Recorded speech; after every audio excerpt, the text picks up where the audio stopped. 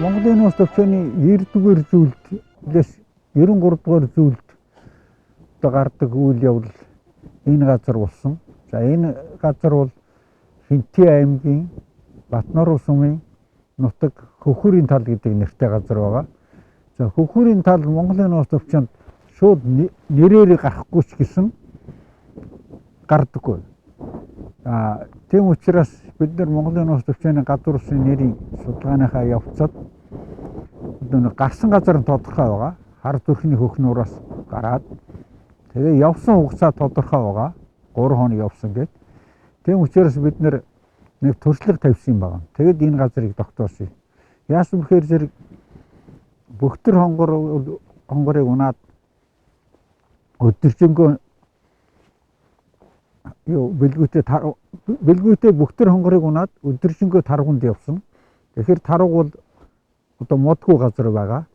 Тэгэхээр Бөхтөр хонгорыг өдөржингөө одоо мартай газар уйсан ч юм уу, тавьжсэн ч юм уу. Тэгээ ерөнхийдөө нарсан морь. За тэгээд орой олон таргыг нугалцал ачиж ирсэн. Тэгэхээр тэгээ бэлгүүтэй өөрөө явгаа явж ирсэн. Тэгэхээр их хүн дачаатай ирсэн юм морь. За тэгээ өдөр дээрм аваад адуу аваа явуулчлаа гингүүт бэлгүүтэй үнэн ч хүн учраас би явъя гэсэн. Бэлгүүтэй ядарсан. Ирснийг хасар мэдж байгаа учраас чи арай чадахгүй би явъя гэсэн. Тэмүүжин бол хэлсэн. Дүүнэр бол арай балчирдна. Дээрэмчид би явъя гэсэн. Тэр яагаад гэж хэлсэн бэ гэхээр дүүнэрээ бассан биш шүү. Одоо манай зарим уран зохиол дүүнэрээ бассан юм шиг бичсэн байна. Дүүнэр нь арай балчирдна. Дээрэмчид бол ганцаараа явахгүй адууны дээрэмчид.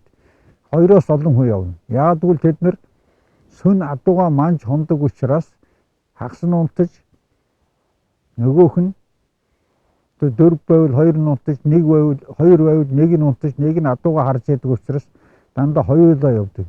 Тэгээд дээрэмчид гүйцэж очих үед бол маш аюултай яхаас ч уцахгүй тийм ээ. За адууны дээрэмчид бол хамгийн харгас ус байдаг. Унаг, азар хоёрыг хамгийн түрүүн алаад усан тайдаг, хүзүүн чулуу зүгээд өгвөл хүзүүн чулуу зүгээд эргэр унгаагаад булаа таяад явдаг. Ийм хамгийн харгас улсууд. Тэд нар гүйцэглээд очихдоо яаж ч магадгүй учраас Тэмүүжин өөрөө илүү туршлагатай учраас дүүнэрээ явуулааг өөрөө явсан байна. За тэгээд Тэмүүжин хашир болгоомжтой учраас тэр одоо өдөр ядарч ирсэн энэ морээр наршаад ядарсан морээр дээрэмчтэй хойноос шууд давхиж болохгүй. Тэгвэл дороо унаад өгнө. Тэмүүжин одоо дээрэмчдийг гүйцэх гол юм юу гэхээр зэрэг дээрэмчид бол сүнжингөө адуугаа хөгөөд өдөржингөө нуугдана. Дээрэмчид бол яг нараар тооцоож явна. Нартай бол нуугдана, наргүй бол адуугаа хөвнө. Тэгэхээр Тэмүүжин бол нартай ч бай, наргүй ч бай хойноос нь явж, тасралтгүй явж айжмаар ойртох ингэж гүйцэх ёстой. Тэгээд түрүүн би хэлсэн ядарсан морь учраас тогтмол жигд явна. За ингээд 3 өдөр яваад одоо нэг хэсэг адууны захад очиход нэг шалмгай хүү залуу гүү сайж байваа гэж бичсэн. За тэр залуугаас бол асуусан ингээд адуу хайж явна гэсэн. Өглөө нар урахын өмнө үгээр хөөж гаргасан гэж. Ингэж одоо хэлсэн байгаа. За мэдээж энэ хооронд Бөхтөр хонгор бол 3 өдөр тасралтгүй явчихж байгаа учраас тэгвэл бид нэр сурчлага тавихдаа адуу шөнийн 2 цагаас 4 хагасын хооронд унтдаг. Энэ үед нь явуулвал унана. Энэ үед нь морь амраагаад ингээд тасралтгүй явж туршлага тавиад ингээд ирэхэд бол бидний бол энэ хөндөж орж ирсэн. Орж ирэхдээ эндээс арай жаахан дээшээ цулгаа цагаан газар орж ирсэн юм байна. Эндээс бол одоо 3-4 км зайтай. За тэгээд энэ хавьд гүйцчээ гэд бодохоор зэрэг боорч бол нөгөө борив хөхүүрээ, намбух хөхүүрээ нуусан байгаа. Тэр цагаанд бол нуух газар байхгүй. Ухаж нуух зав байгаагүй. Тэгэхээр зэрэг дэрстэй, аваас ийшээ эрэхтэй ийм газарыг одоо нэг 5 км-ийн дотор бол одоо байж болох юм, зөрөө байж болох ингээд энэ газар дээр шаваа тавьсан байна. За энэ хөхүүрийн талд бол ингэж боорчтой уулзсан. За боорч бол мэдээж Тэмүүжний тэр унах төгсөн морийг хараад сольж өгсөн. Эхлээд морь сольж өгсөн. Тэгснээ гинт өөрөө нэг хурдан морь барьж аваад, бүр хурдан морь барьж аваад имэйлээд тэгээд хамт явъя гэсэн. За энийг бол тэгээ хамт яваад ийшээ 3 хоног хөөцөлдөж яваад морийг гүйцээж атарсан. Юу олж дээрхтэг гүйцэж адуугаа олж атарсан. За тэгээд эрэхт нь нахуу юм бол одоо нэг үйлч нэг юу яаж хүүгээ одоо хайчаа дээрв гэж асуусан. Тэр ийшээ яваад ирэх буцах 6 хоногт бол энэ хавийг л одоо бүгд нэгжиж гүйцсэн байгаа шүү дээ. Тэгээ хүү байхгүй, хөхүүрэн ч байхгүй. Тийм учраас өвгөн уйлж энэ тэр байсны нуус тавчанд их сайхан бүтсэн байгаа. Нэг үйлч нэг загнаж гэж. За боорч хэлсэн. За энэ нөхөр маань ингээд мөнгөнаад явж исэн учраас би туслаад явсан юм аа гэд. Тэгээд мурдаж яваад хөхүүрээ дор нь олоод ирсэн. Тийм учраас энэ хөхүүр нуух болох газар нь энд. За энд бол нэг юу сони юм юу хэр зэрэг шашин дэлгэхээс өмнө адуу болцсон эрэгтэйчүүд ажилладаг байсан. Тэр шоотог гүг эрэгтэйчүүд саадаг байсан. Тийм учраас боорч энд гүү саагаа сууж ирсэн байна шүү дээ. Тэр хэд бол адуунаас ойл маш их дэлгэрсэн. Адууг маш сайн сургадаг, эзэндээ дуудаж, гурилж ацардаг, хээр дуртай цагтаа барьж авч болдог. Ингэж сургасан байсан үе нь бол харагдаж шүү дээ, тийм ээ. За ингэж 6 хоноод ирсэн. За ирээд яхад бол нахуу баян хэлсэн. 2 залуу үүнээс хойш бие бинийгээ бүү орхих гэж. За энийг бол Тэмүүжин боорчоор насан турш баримталсан. За тэгээд Тэмүүжнийг буцахт нь тэлээ хураг гаргаж өгч юу байгаад гаргаж өгөөд тэлээ хурганы мөх бол хамгийн шингүүртэй, хамгийн тижээлтэй мах, тийм ээ. За жижиг борив намбух юу хөхүүрт уух юм хийж өгöd ингээд явуулсан байгаа.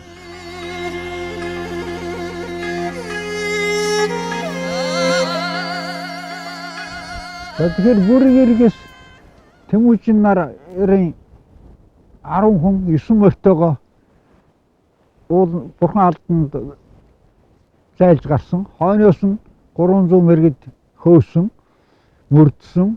За тэгээд умбах шавар Шатгалан могоо шурах зайгүй шавартай ийм ширэнгтэй ийм газар байсан гэж байгаа. Тэгэхээр энэ бол тэгээ энэ маань уулын таг дээр байгаа нур штэ. Уулын таг дээр байгаа. Өөрөөр уулын орой дээр. Уулын 20 м байсан бол тэр уулсууд өндөр харагдана. Уулын оройд байгаа учраас арай нам юм шиг харагдаад байгаа. Тэгэд энэ умбах шавар нь одоо энэ бэлхний харагдаж байна. За энэ шаврын цааталд Шатгалан могоо шурах зайгүй гэж зүүрлсэн тэр өвтгөн ширэнгийн харагдаж байгаа. Тэгэхээр ийм газараар 3 мэргэд бол гарч чадаагүй 300 мэргэд бол. Тэр чинь ортой ус яаж гарах вэ? Энд чинь бол хандгаараас өөр амтан гарахгүй шүү дээ. Одоо энэ шавраар бол бугч гарч чадахгүй. Гахайч гарч чадахгүй. Тэгээд нөгөө зэлэн бол аав нь төмрийн дархан байсан. Тэгэхээр нөгөө хусын нүүрс бэлтгэдэг. Тэгэхээр тэр хавийн газрыг зэлэн газрыг маш сайн мэдчихсэн учраас энэ бэрхшээлтэй газар дундуур зэлэм авч гарсан. Тэгээд Чингис хаан сүүлд хэлдэг хүүтний голын тулдааны дараа урд чи намайг 3 мэрэгдэд бүслэгдэхэд бурхан халданд нэг аварч гарлаа. Өнөөс нь цус хатахад юу цусыг шимж асгаж амь аварлаа. Дараа нь цус хатахад амь аварлаа. Энэ 3 ажил чинь үрд мартахгүй гэж хэлдэг. Тэгэхээр тэр газар бол энэ юунаас бүрэг эргээс дайснаас зайлж гарсан газар бол энэ байгаамаа. Тэр нуус тавчаанд дөрдиж байгаа умбах шавар, Шатгалан могоо шурах завсаргүй итүү ширэнг гэдэг нь энэ газар байгаамаа.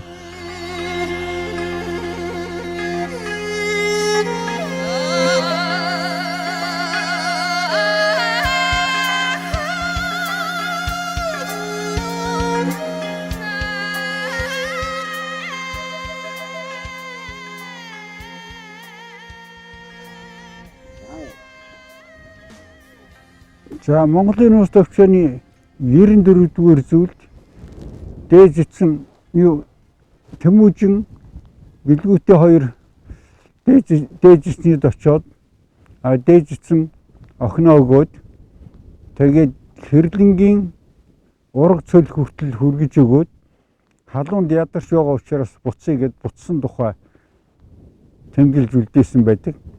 Тэгэхээр Амбга хаан бол загсан хаад ноёд охиноо өөрөө хүргэж өгөхийг надаар цээрл болго гэж. Тэгэхээр дээжсэн бол тэр дээжсийнхаа юуг баримтлаад Хонгород нутгийн сахаас гаргаад охиноо өгөөд тэгээд өөрөө буцсан. За тэгэхээр буцахад бас нэг өнгөцг нэг шалтгаан хэрэгтэй. Халуунд ядарч байгаа тул гээд. Тэгээд энэ хатны хөндийн хэрлэн зутгадаг хэрдэндөө очиж нийлдэг хойноос хатны хөндөөс яваал байгаа шүү дээ. Тэгээд адагтаа хэдэн толгуудын наагур цаагур ороод өргөн болоод ингээд ерөнхийдөө л хатны хөндөөс нь хэрлэндээ ирж байгаа. Тэгээд энэ хэсэгт ирээд буцсан. За ийш нь бол зотон охиноо хүргэж өгсөн юм байгаа. Тэгэхээр энэ хэдэн толгод за хуучны юунууд бол ургийн толгод гэдэг энэ хайд нэлээд хэдэн юун толгод байгаа. Тэгэд энэ сая Дорнод аймгийн зам энүүгээр явдаг байхад халуун өдөр жолооч нар энэ толгодуудын аль нэгэн дээр нь гарч машина хөргөдөг юм байсан. Тэгэхээр энэ голд бол 100 нэлээд бөхчин байна. Ялааш нь бол арай их байна. За энэ хэдэн толгод дээр болохоор зэрэг арай бага. Тийм учраас энэ толгод дээр түрүүн үед бол одоо халуунд явж байгаа улсуудын толгод дээр гарч өгдөлж буудаг, төр амардаг. За сүүлийн техник гараад ирэхээр зэрэг Орос машинууд чинь халуунд халдаг. Тэгэд энэ толгод дээр гарч сэрүүцдэг нэг юм одоо үзэгдэл байсан. Энэ бол юу гэхээр зэрэг энэ хэдэн толгод бол энэ голынхоо шугууг бодвол арай салхитай. Ялаа шугуун хэдгэн багтай учраас энэ толгод дээр амардаг. Ер нь тэр монголчууд хаа газар тийм байна. Яг бургасан дотор амархгүй. Нэг ойрхон сэвэл зүр сэвсээ салхитай. Ялаа шугуун бол багтай газар амардаг. Дээжсэн тэрл зарчмаар нэг ийм толгод дээр амраад тэгээд охиноо өгдөж өгөөд ингээд утсан ийм л нутаг. Тэгэхээр энд бол хуучин 1937 он хүртэл хэрлэг дахихэд одоо дахидаг 10 хэдэн овны нэг сөмбөр овоо бол энэ баруун талд голынхоо дэргэд байдаг. За нэг ийм одоо түүхтэй ийм газар байгаамаа. За тэгэхээр 94-р зүйл заасан ураг цөл гэдэг газрыг энэ хэдэн толгодын нэгээд түүхэн тэмдэглэжсэн байхад яг онц алдах юм байхгүй тийм ээ. Ямар яг одоо орчин үе шиг энэ байшин энэ гэрийн бүр энэ байсан гэх юм бол байхгүй. Тийм учраас энэ хоёр нутгийн заагт ойрхон байгаа нуус төвчөнд дөрвдсөн тэр халуунд хүн үдлээд төр амраад байх болцоотой газар бол энэ хэдэн толгод л байгаа юм. За тэгээд орон нутгийнхан бол энэ толгодынхаа аль нэгийг одоо тодруулаад нэрлэнэ үү нийт нэрлэнэ үү тэр орон нутгийн л одоо сонгож авч өшөө дурсгалаа босох үед алийг сонгож авах вэ гэдэг нь орон нутгийнхны одоо шийдэл даа.